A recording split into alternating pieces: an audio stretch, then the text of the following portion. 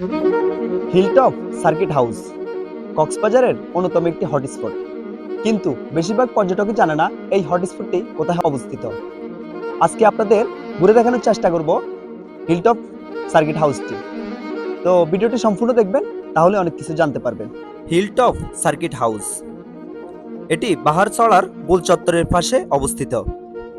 আপনারা কলাতলি, সুগন্ধা অথবা লাবণী পয়েন্ট থেকে মাত্র 10 টাকার ভাড়ায় লোকাল টমটমে চলে আসতে পারবেন এই হিলটপ সার্কিট হাউসে।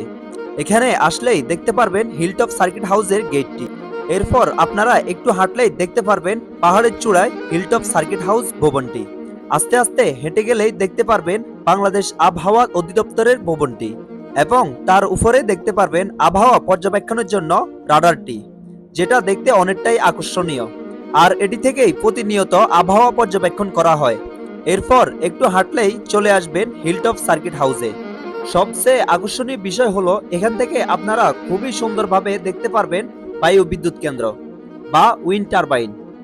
এছাড়াও দেখতে পারবেন কক্সবাজার শহর, জাউবাগান ও সানসেটের দৃশ্য। এটি সত্যি মনমুগ্ধকর একটি দৃশ্য ছিল। মাঝে মাঝে বিচ ছেড়ে এই সকল দৃশ্য আপনার কাছে অনেকটাই ভালো লাগবে। পরিশেষে বলতে গেলে আপনারা কক্সবাজার সমুদ্র সৈকত ঘুরতে আসলে শুধুমাত্র সমুদ্র সময় না দিয়ে এই স্পটটিও ঘুরে দেখতে পারেন। আশা করি আপনাদের কাছে অনেক ভালো লাগবে। ভিডিওটি শেষ পর্যন্ত দেখার জন্য আপনাদের অসংখ্য ধন্যবাদ।